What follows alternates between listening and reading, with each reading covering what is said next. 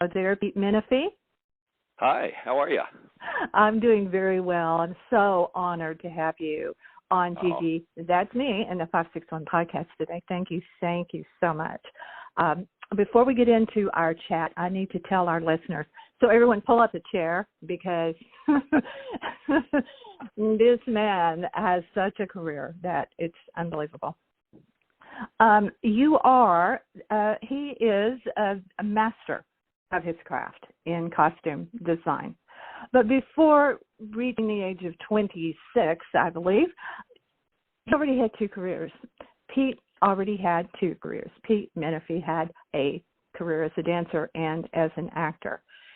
And then changed careers into award-winning, may I say, costume design with 3 Primetime Emmy wins.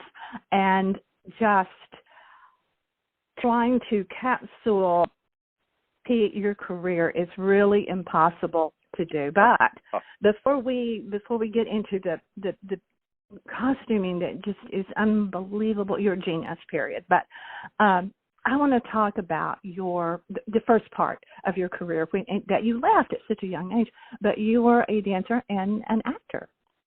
Yeah, I was. Actually, I've been very, very lucky in my life. I have only worked in show business, except for mowing lawns when I was 12 and 13. I got my equity card at 14. Wow. There was a lot of summer stock here in California, and I could sing and I could dance and I could act a little. So I started working really as children. I was small for my age, and I played kids, and then graduated to teenagers, and did a lot of shows. I auditioned. I was asked to come and audition for the movie of West Side Story that Jerry Robbins was choreographing. Mm-hmm. Yeah. And I think he hated my dancing because the first thing he gave were ballet combinations, and I'm a good tap dancer, but I kind of stink at ballet. And but the casting people kept putting me back in every time he'd cut me, and so I ended up staying all the way through the audition, and then read for Robert Wise, the director. Oh, impressive! Very yeah. Wow. Well, I was like 16 years old. I didn't know who any of those people were. Probably for the better. Yeah, because when we did our first ballet combination, he cut me right away, because I was rotten. My feet weren't pointed. I was just terrible. And the casting guy made him put me back in, and we did the combination again, and Mr. Robbins walked over to me, and he said, how long have you danced? And I said, 6 years. And he said, well, what kind of dancing did you do? And I said, I did tap. I took tap lessons. I'm a tap dancer. Well, I had no idea that Jerry Robbins, Drum Robbins, loathed tap dancers. Uh-oh. And from then on, in the audition, every time he'd pressed 4 of us together or 3 of us together to do combinations for him, he would say, where's the tap dancer? Put the tap dancer in the middle. And I had no idea that he was kind of being nasty. And the tap dancer got in the middle and did his damnedest. but it was and auditioning for that got me into the national company. I didn't get the film. Elliot Feld, who's a brilliant dancer, did the part that I did. But they asked me to come into the national company to replace whoever I had replaced Elliot, I think. So I started with touring with West Side, and in the middle of my contract, a talent scout from Columbia Pictures saw the show and came back and talked to me and said, we'd like you to audition for Bye Bye Birdie. Uh-huh. And, a Hollywood job. Yeah. So I quit West Side Story in the middle of my contract, and everyone was very pissed at me. I bet. but I auditioned for Anne Margaret's boyfriend. I did a film audition for the part that Bobby Rydell ended up doing, and they cast me as Harvey Johnson in it. Unforgettable. Unforgettable. Yeah, that's funny. Mm-hmm. It's funny. Yeah. I was 18 in the movie. 18. You have been working forever because you took your first tap lessons at age 10, and by 14, and you began to teach younger kids, and then by 14, you've been working ever since, right? Yeah. And I was very lucky. I was in the right place at the right time. I looked young, so I did stuff like Dick Clark's Where the Action Is television series, and ended up choreographing that and appearing on it. And but I just worked all the time. I did a lot of movies. This summer I was 21. I went from being a chimney sweep in Mary Poppins to a garbage man in My Fair Lady. It was very impressive. Great summer. It was a great summer. You are a standout on screen because you really are. I mean, you have such presence, and you have great hair. Your hair is fantastic. Yeah, I still have it, but it's all gray now. You do. You still have great hair. But you have, in the movies, you have worked with legends. I mean, up and down that scale. I mean, from Elvis and Mark, but Audrey Hepburn, Julie Andrews. I mean, wow. Pete, how did you keep your head on your shoulders as such a young person working with these iconic directors and actors? Well, they're all just jobs. Somebody was asking me about Poppins the other day, and I said, it was just my summer job that year, and I was happy to have it. But you never know. You never know that something is going to turn out to be like Viva Las Vegas. It was. I did, I think, 3 weeks on it at MGM, and it was 3 paychecks. And I had worked with Anne Margaret before, so I knew her. And Elvis was very nice to work with. Was he? Yeah, he was a real gentleman, a real Southern guy. Everything was ma'am and sir, and not at all like you'd expect him to be. No, it isn't. The nicest guy, and a hard worker. Always knew his stuff. He knew his lines. He knew his blocking. I did 5 movies with him. Well, I'm telling you, Viva Las Vegas is another, just iconic film in general because it was electric. All of the dancing, not just the two of them, which just together leapt off the screen, but the whole film, all of the dancers. There are certain scenes in that, and the costuming of some of the things that even like just Anne Margaret when she comes out with that swimsuit and stuff. It's just such a great film. She's a knockout. That was a very, very good period for her. Oh, was it? Still beautiful, but that was. There are a lot of movies that she is, so stunning in. And she's a good actress, She is. She really is. People kind of dismissed her as a lightweight early in her career, but if you've ever seen her do Streetcar Named Desire, Carnal Knowledge, unbelievable in Carnal Knowledge, unbelievable performance. Yeah, that really took my breath away when I saw it. That was very unexpected. It really, really was. I mean, but you being a chimney sweep, I mean, you did. That's such an interesting arc there because you were in 2 movies that were a bit. I don't want to say controversial. I'm not sure what the word is, but because of the Julie Andrews, Audrey Hepburn tie. Yeah, and you were in both of those films. Yeah, and it was funny because I got the audition for Fair Lady first. I got that job first, and I had a start date on the first day that they were shooting on August 3rd. And then about a week after I got it, a good friend of mine who I had toured with in West Side Story, and I'd grown up with Phil Laughlin in San Diego, and we'd studied ballet together. And Phil was assisting Mark Breaux and Dee Dee Wood, the choreographers, on a film at Disney. And Phil called and said, "There's an audition tomorrow, and you've got to come."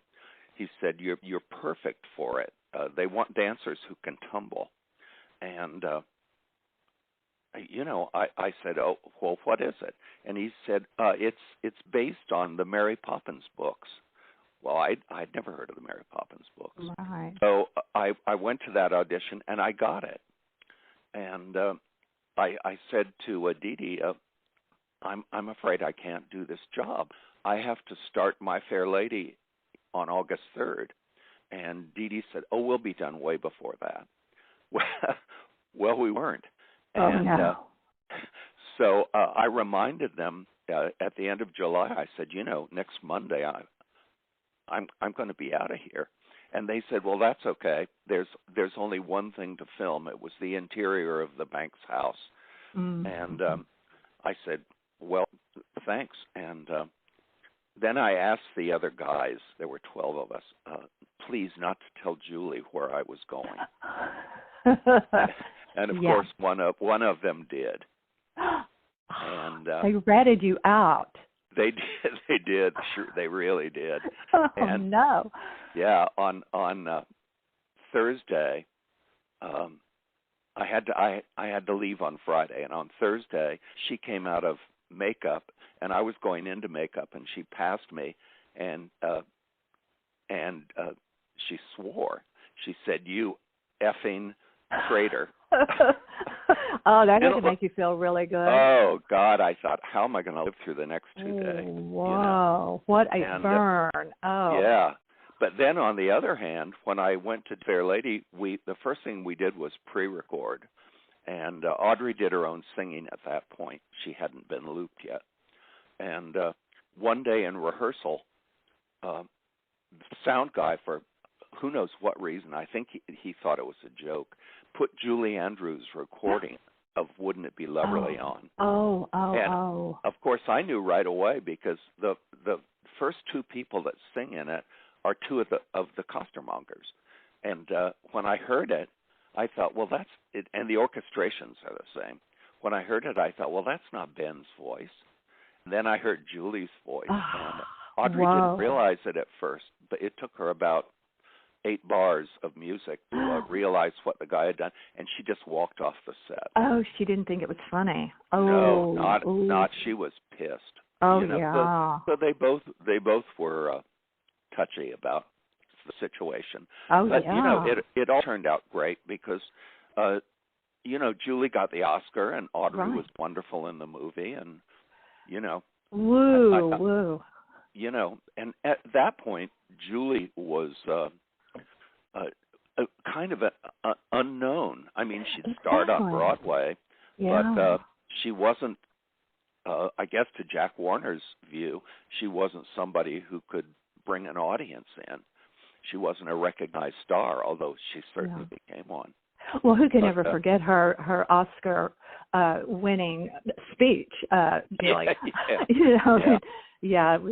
It was very memorable. You have also flown, because you have done so much touring and a lot of stage work in Peter Pan. And so not only did you jump down a chimney, which had to be terrifying in Mary Poppins. God. Hey, I mean, seriously, dance, and then down a chimney, and then flying, terrifying.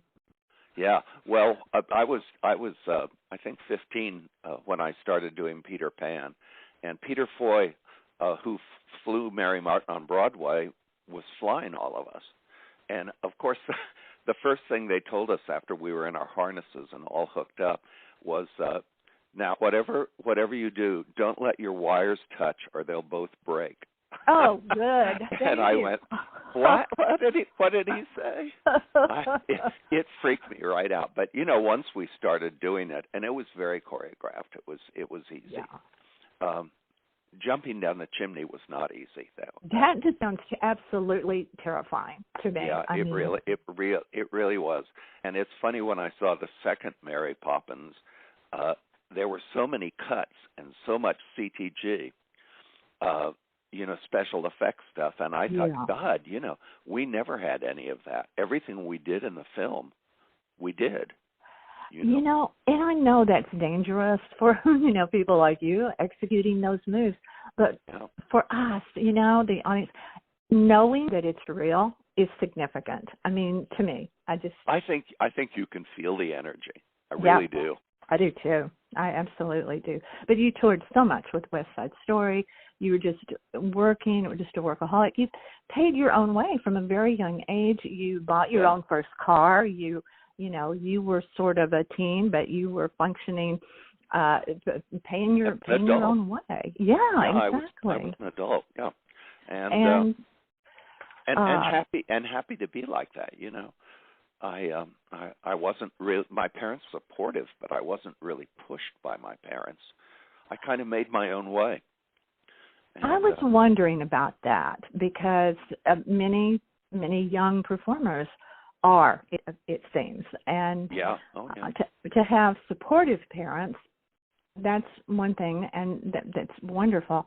But to do things that maybe you don't really want to do, but you wanted to do it all, and did, and you wow, in that time frame, the movies that you were in, I want to encourage everyone to when we're about to move on into the economy, to look up Pete Menefee, not just in Internet Movie Database, but many other places, because Pete, your career, it made me tired trying to research you. I was really, really lucky. I always have been. And but Pete, I'm sorry. Yes, perhaps you were in the right place, but you are an absolute genius. I'm telling you. Look, no, seriously, you don't have to respond to that, but you just are. I mean, once you made that career change into costume design, Pete, you are an artistic genius. I mean, your designs on the page are unbelievable, but then to see them, and I want to ask you how that feels. Yeah. What was do you remember, because you've been doing it for so long? The wild thing was I drew before I went to school. My mom taught me to read before I went to school, and I always drew. I could draw anything, and I used to go to see Disney movies and come home and draw all the characters and then make little theaters and stick the little characters in the little theaters. I mean, I did that my whole life, but I never took art in school, and because you were born with it, Pete. I never imagined that my ability to draw would end up making my living for me. I really didn't, and I stopped dancing because I really played kids most of the time, and I got to the age about 25 where I couldn't see any future in it. I didn't think I was going to look old enough to do older roles for a bit, and I didn't want to be the world's oldest teenager, and I didn't think anybody would hire me at that point. So a friend of mine who was a designer, a puppet designer for the Crofts, saw sketches of mine. I was working in split pen and ink at that point, and he said, "God," he said, "did you draw those?" And I said, "Yeah, I did." And Tony said, "How would you like to work as a sketch artist?" And I said, "I don't know. What does a sketch artist do?" And Tony explained that a lot of designers didn't draw, and they used somebody else. They would tell them what they wanted, and then the sketch artist would draw it. I didn't know that. Yeah, I didn't know it either. I mean, and I'd been in the business my whole life at that point. Right. But so he said, "Well, come and work this weekend at the Crofts, and we'll pay you $500." Yes. For 2 days' work. I mean, that was what I was paid to dance on the chimneys of London and tumble and jump down chimneys. We were all paid a flat $500 a week for the show. And I thought, well, that sounds great. So I did it, and Tony showed me how to paint with gouache that weekend, and I could just do it. I mean, it was. You certainly can. It was so easy for me.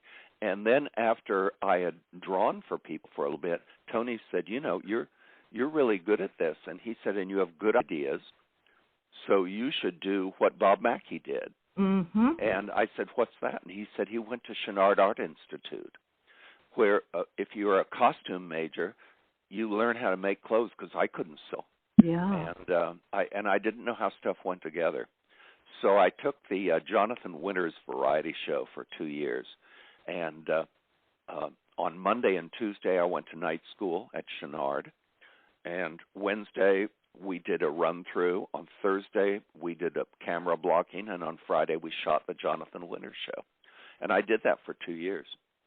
And I learned at Chouinard, I learned how to draft patterns and really how to put stuff together, to drape, how to construct. And the minute I was done with it, I put a portfolio together.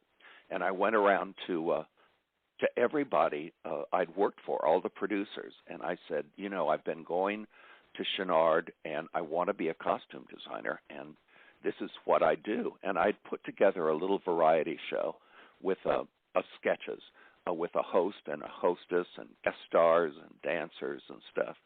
And I took my dog and pony show around to everybody. And through that, I got a job assisting Rhett Turner at NBC, a wonderful, wonderful guy and designer. And the second day I was there, he said, do you draw? And I said, yeah, I draw. And he said, okay. And he sat down and we started working on some stuff. And everybody else coming over and looking at the stuff. And at the end of the job, they offered me the job as staff sketch artist at NBC. And they offered it to me because the lady who was the staff sketch artist was just getting ready to have her baby. She'd been pregnant. Oh. So talk about timing. Timing, right. Yeah. That talent, that thing called talent got you there. Yeah. And I did that. I drew for everybody except Laugh-In. I drew the Andy Williams show, the Jerry Lewis show, Dean Martin show, the Bob Hope specials. And I used to have to take work home on Mondays to, get everything drawn so they could get into work by Tuesday. And at one point, Angie, who was the head of wardrobe, Angie Jones, called me in her office, and she said, I've shown your sketches to Edith Head. And she'd like she'd like you to assist her on a Debbie Reynolds special. Oh, Pete. And I thought, oh, man, Edith Head, Yeah. And I thought, this is my ticket to designing movies. And so I came in the next day, and I worked with Edith. She was lovely. And I did about 8 sketches for her. And then when I went home that night, I was so up that we had talked about the whole show, that I drew 8 more, and I thought, if she doesn't like them, I'll redraw them. And if she likes them, she'll be impressed. So I came in the next morning with all my sketches, and Angie called me in the office, and she said, come in and sit down. She said, Edith quit yesterday. What? I went, what? Oh, God. I was so depressed. And she said, but do you have your sketches with you? And I said, yeah. And I said, and I did 8 more just to show Edith what I thought they should be. And she looked at them, and she called the producer, and she said, he wants to meet you and take your sketches. Oh. So I put my sketches together and drove over to Bob's office, and I showed the sketches to him and explained that the second 8 were not Edith's ideas. They were just stuff that I'd drawn. And he looked at me and said, how would you like to design the special? And I almost fell off the chair. Oh, I was 26 years old, so I said, oh, yeah, sure, I'd love to. Oh, I wasn't what scared about it or anything. I was too stupid. what a story! What Yeah. really, truly a story that Yeah. is. So my first special was with Debbie Reynolds and 300 children Oh in God. San Diego in my old stomping grounds in Balboa Oh. Park. Yeah, because you're originally from San Diego. Yeah. Ah. And Wow. it was wild. Debbie opened MGM Studios had closed by then, but she opened part of the wardrobe room for me and provided me with cutters and stitchers and a milliner and everything I needed to do the special. So how long does it take from conception to execute? You're well, laughing. That's an I'm impossible laughing. question, isn't it? No, it isn't an impossible question because most of the stuff that I did was TV variety, which was really hot at that point. And you would come in on Monday, and you'd have an 8:00 in the morning production meeting usually, and you'd find out what you were doing that week. And you were shooting on Friday. Oh. So it means you had Okay. to Yeah, to sit down and draw on Monday and start doing your fabric shopping. And then Tuesday, everything would have to go into the shop because by Wednesday late, you'd be starting to fit people. And you'd finish the clothes on Thursday, and then Friday you did a dress rehearsal, and then you shot. So it was like being shot out of a cannon. And that was mainly what I did. I did the Hollywood Palace that I had danced on for the first 5 years. I designed the 9th year of it, and I did the Pearl Bailey show. I did specials with Gene Kelly, but it was all fast. And at one point, I did a show that I won my first Emmy for. It was called The Big Show. It was only on one season, but it was an hour and a half to 2 hours of entertainment every week. And after we did the pilot for it, everybody was freaking out, because it took us 2 weeks to do the pilot. Wow. And so Nick Vanoff, who had also produced the Hollywood Palace, decided that he would double all of us. The directors would double, the art directors would double, the choreographers would double, the scenic guys would double, and he wanted to double me. And I took Nick aside and I said, let me try it for a couple of weeks. I think I can do it. I really do. And I did. They never doubled me. I did everything, but they Nick would come to me at the end of the production meeting on Monday, and we were shooting on Friday with the flop over day of Saturday, and he would say, "What can we shoot first?" Because there were so many clothes to make. Yeah. Oh there my was God. so much stuff. I had incredible assistants on it. I had a key guy named Alan Trugman, who helped me live through so many huge shows. Alan was my assistant on the unveiling of the Statue of Liberty, and that was another one where I was so greedy. Gary Smith, I was really crazy. Gary Smith was going to produce the opening, and another producer was doing the closing ceremonies, and they both asked me to do them, and I didn't want to have to make a decision. So I said to the exec producer at Warner's, I said, let me try to do both of them, And I said, I'll let you know if I'm in trouble, but I think I could probably do it. And he agreed. It was David Wolper, and David said, "Oh, okay, go ahead and try it," because he had seen Big Show and he knew that I could handle a lot of stuff. Yeah. And the opening show that Gary Smith and Dwight Hemian did had 3,000 dancers and singers. I had Baryshnikov, I had Shirley MacLaine, wow. I had Neil Diamond, and they'd have these chorus of dancers, and that was a big show. And then Gary came to the closing, and he almost fainted because I did over 14,000 costumes for Oh them. my God! Oh, that's unbelievable. I mean, a lot of them were multiples, like 2,000 girls tap dancing with Liza Minnelli in New York, New York. Wow. But it was so wild because I was in the booth, of course, watching it Of with course. the director, everybody, and the show started, and all of a sudden I thought, oh my God, what if there's a wardrobe problem? You know, because once the rock is rolling down the hill, the game is over. You know, Right. you have to just watch it. And fortunately, we never had a problem. Oh, But thank God. it was a gigantic show. I had, you know, it was so big. It was held in a stadium in New Jersey, and Wow. except for the 200 dancers and 200 rock dancers that we had, everybody else had been given their costume at the fitting. You know, they had to wait until it was altered, and then we would give them their costume, and they came in buses. You know, all the Rockettes and stuff would come in buses to tap in back of Liza Minnelli. And then when the job was over, they'd get back on the bus and go away. And then all our square dancers would be bussed in because they had no place to put everybody. Unbelievable. There were thousands of people. Wow. And, you know, and a lot of stars, Gene Kelly and Shirley MacLaine and Liza Minnelli.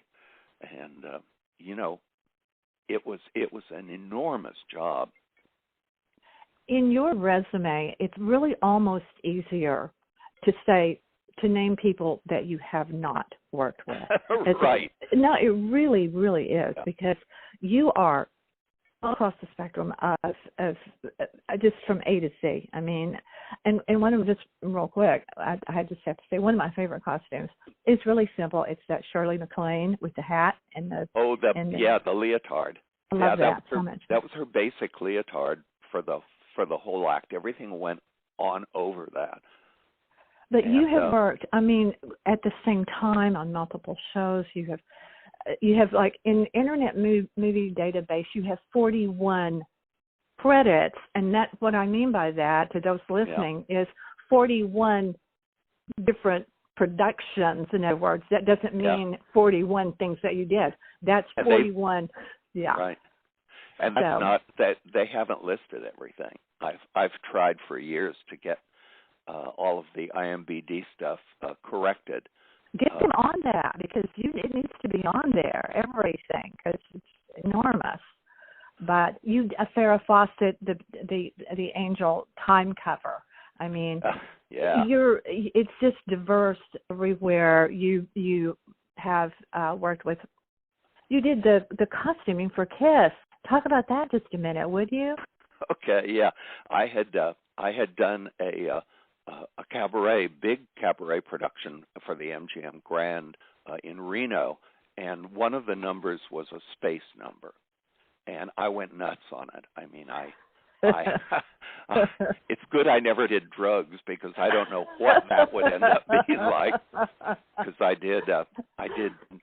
It was a nude show. It was topless, and I did nude female robots.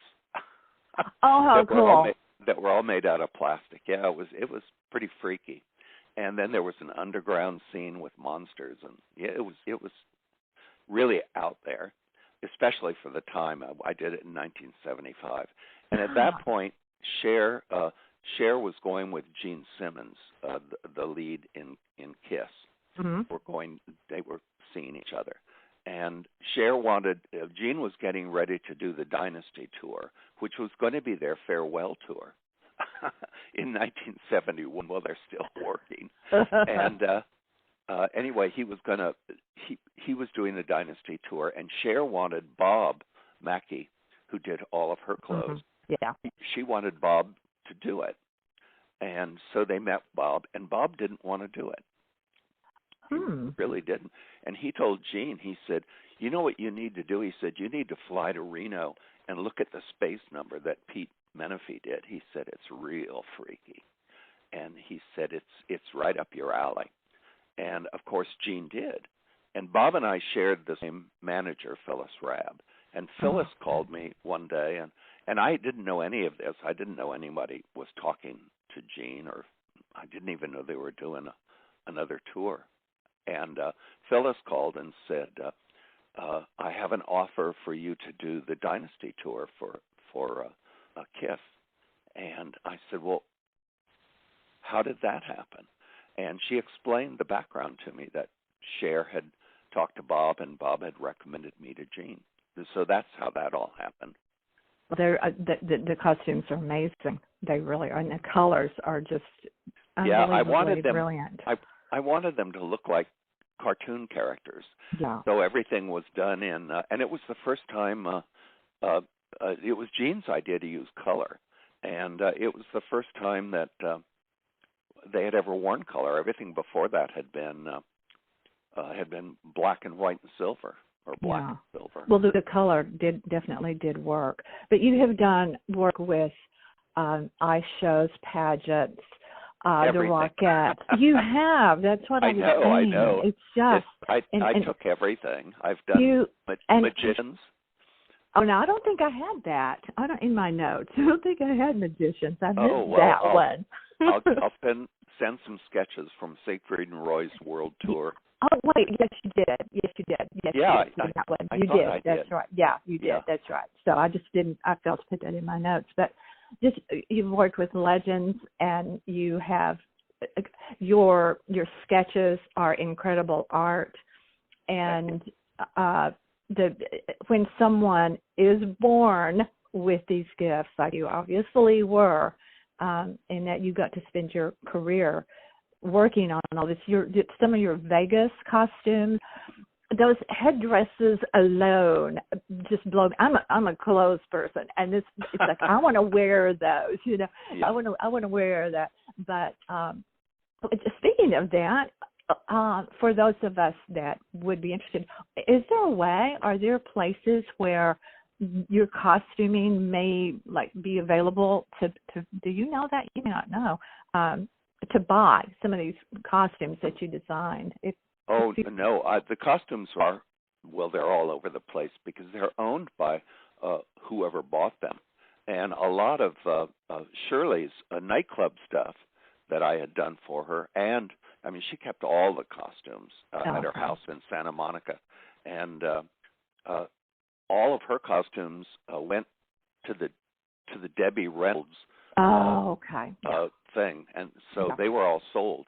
And I know, in fact, a lot of people have gotten in touch with me to tell me that they have the costume, and do I have a sketch that matches it? Do I have the original sketch? Oh yeah, that would be really nice. So, but go ahead. And 3 years ago, I've kept almost everything, and I started not worrying about it, but it just sacks up. So about 3 years ago, I contacted the Las Vegas Museum, the Nevada Museum, for all of Nevada, because I had designed a lot of Vegas shows, and I designed Hollywood Hello in Reno, and I donated all the sketches there, and they've all been curated. They're all online.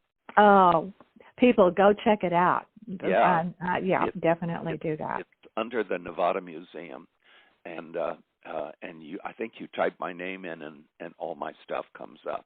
Oh, it will. I mean, if you type in Pete Menefee, not just in the museum search box, but just on the internet, everything comes up. It's crazy. Yeah. Oh, yeah. Yeah, it does. I just want to touch on one particular dress, too, that I really like, and you've kind of talked about it before, this dress you made for Linda Carter that is just so elegant and so delicate. Oh, the Hollywood dress, yeah. That is. Well, first of all, beautiful. she's a delight to dress because she's so beautiful. She's tall, she's beautifully proportioned, and she's a terrific lady, very nice lady.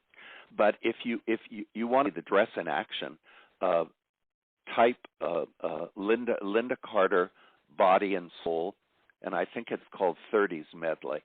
And again, it's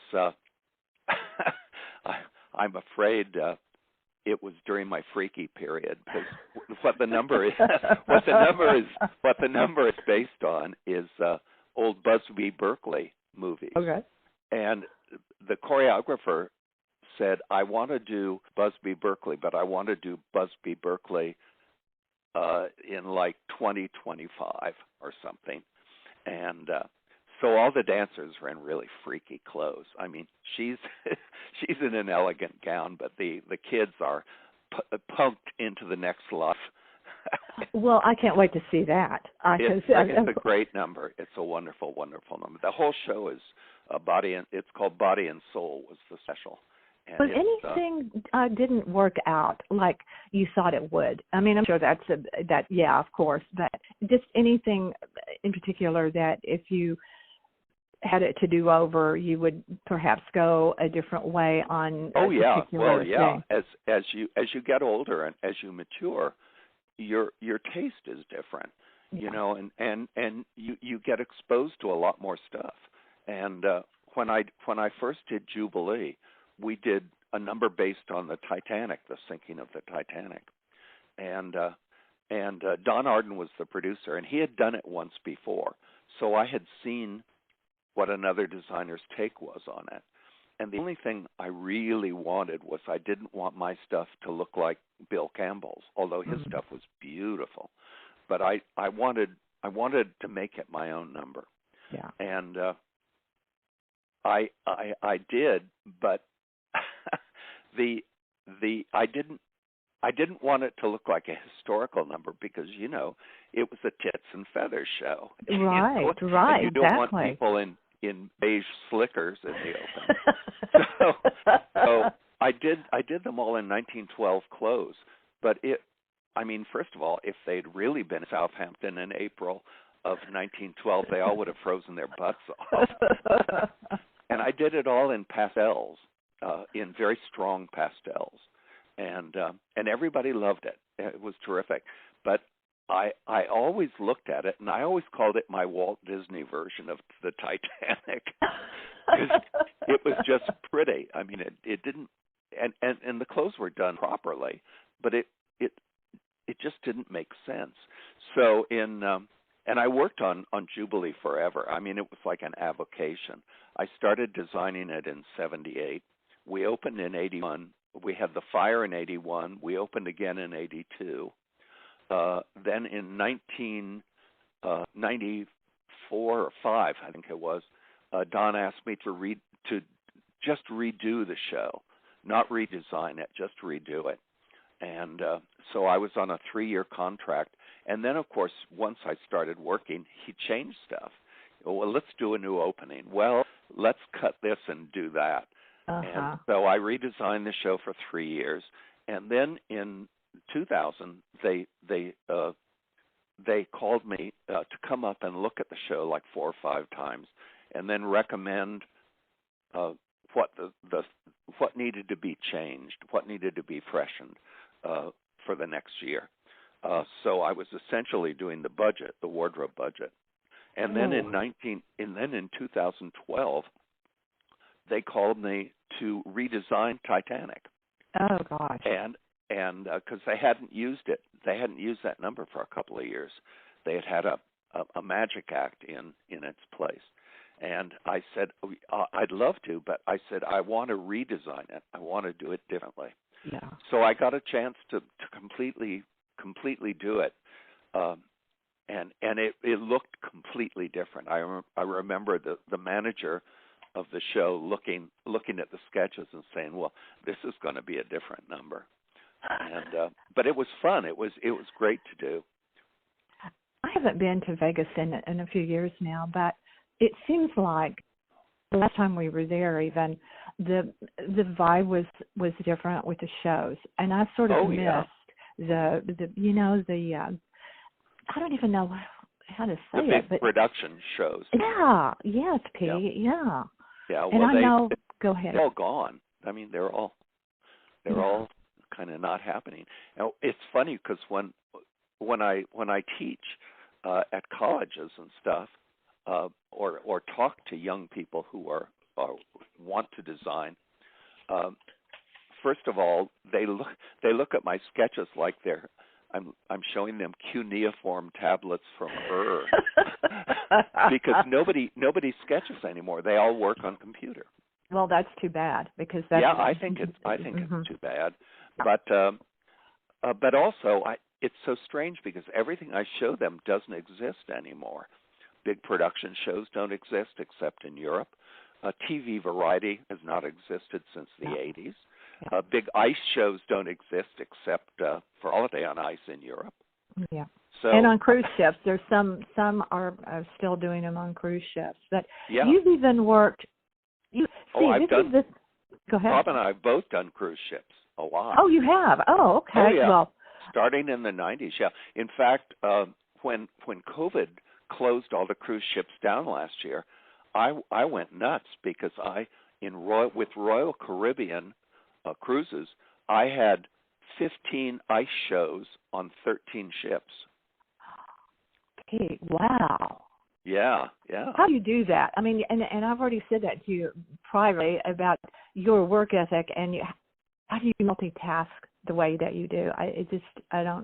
It's unbelievable how you can managed all of these things. Well, I'm always curious and excited about trying new stuff. I really am, and I guess I'm kind of greedy. I want to do everything. I love your honesty. Well, I guess it goes all the way back to being a dancer.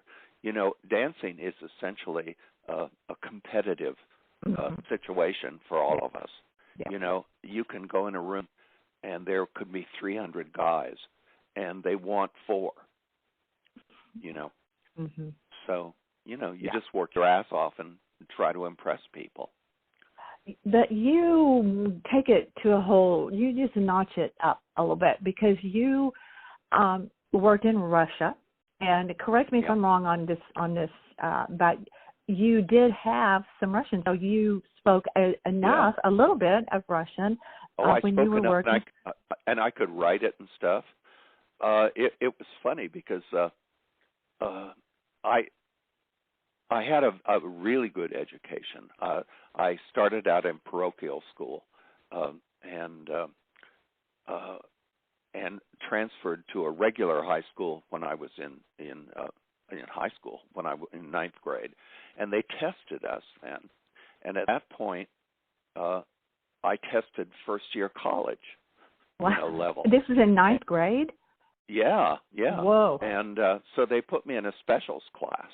And there were 30 or 32 of us, I think, and we took two extra classes a day. We went 2 extra hours, and we doubled in everything. We doubled in languages and maths and science and literally everything. It was great, and they taught us speed reading. I took my college prep exam, my SATs, every year from my sophomore year on. Wow. Just to show us, what they'd be like. Right. And when I was a sophomore, Sputnik went up, and they started offering. They thought Russian would be a really important language, and they started offering it at high school. So I was already taking Spanish, and I wanted to take Russian as my second language, and I took it for 3 years. And then when I went to college, my mom had passed away when I was in high school, and when I was offered West Side, my dad made me turn it down originally because he wanted me to finish high school. Yeah. And the deal I made with my dad was that I would do 1 year of college and at least give college a try. So I went to college, and I went to college with Raquel Welch. She was so beautiful. Everything you do touches something like that. Yeah, it's so weird. But my major was Slavics, and my minor was political science. Heavy. I thought at that point I wanted to be a political interpreter. And okay.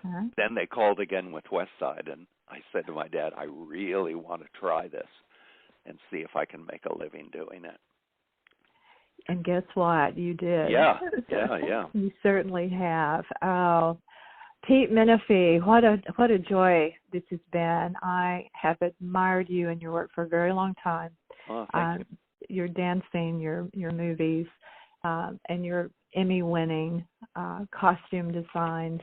I want to encourage everyone to Google Pete Menefee and look at his career. And I want you, Pete Menefee, to get them to update Internet Movie Database, because your career needs all the credit that's coming due to you. Is there anything else you want people to know that I have failed? I'll answer that, and then you can answer it. I have failed to mention a ton of stuff about Pete Menefee, but is there anything in particular that you would like to say before we go? Well, I'm eternally grateful for all the chances that I got, and working with the people that I did, because it was really first class all the way. And I mean, when Don Arden hired me to do Hello Hollywood, Hello in Reno, that opened the world for me. All of a sudden, I mean, I had been building clothes in New York and Hollywood, which was terrific, and working out of fabulous places. But all of a sudden, with that show, I was in Paris working with Maison Fevrier, and they had their own feather farm in South Africa, and you'd go there a year and a half early and order whatever feathers, show them the sketches, and tell them if you wanted male ostrich or female ostrich. Is there a difference, Pete? Yeah, the male ostrich flues, each little feather, are wider, and they last longer. Okay. And so if I do a principal, and they look prettier. So if I were putting feathers on a principal woman, I would very often say, I want these all to be male ostrich. But I mean, it opened the whole world. I was working with Swarovski in Czechoslovakia on the jewelry design. So it was, I mean, it was just unbelievable. And and I felt I was so blessed to be able to experience all that. And, well, I will say that people were also blessed to be able to work with wonderful Pete Menefee, whether it's your dancing or your on-screen presence, your unforgettable role in Bob Birdie, that just everyone knows that song, everyone knows that scene, because it is absolutely memorable. So thank you for all that you have brought to entertainment and to beautify the world with all of your fabulous costume designs. You really, really are a master. And I know that you are still teaching. You love to give back to the younger people coming up. And that's so gracious of you and so generous of you, Pete. Well, it's lovely to work with the kids. I always worry that, I had so many fabulous things to do, and a lot of them don't exist anymore. So I always hope that the kids have good careers and have fun and make a lot of money. Yeah, and, so they live, right? Yeah. And it's sobering to me to see the lack of work for people these days. And of course, the past year has been murder, because as a dancer, you're a year out of your life is probably a lot of your career.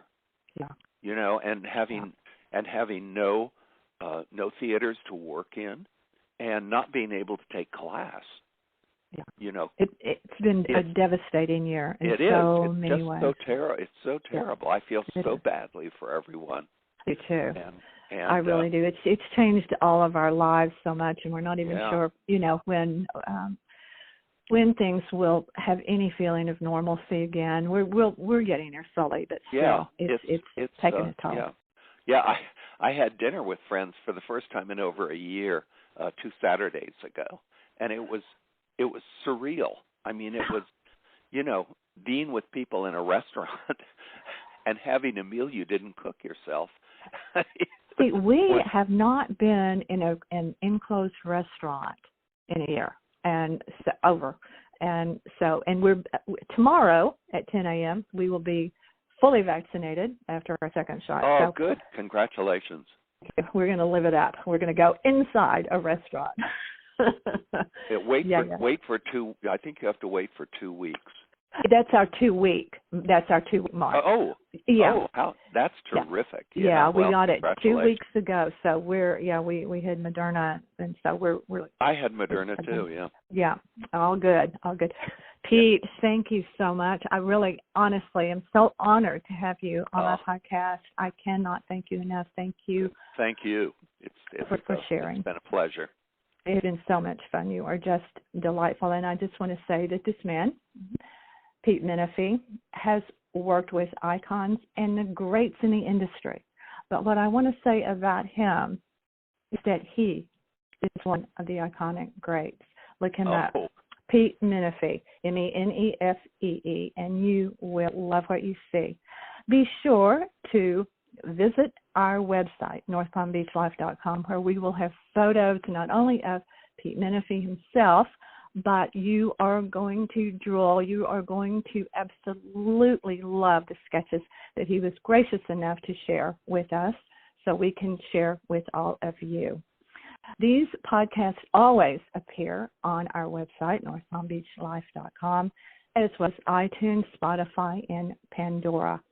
Gary and I both appreciate you so very much for the support you give to us through our website, and Gigi, that's me, in the 561. You are appreciated. Stay tuned.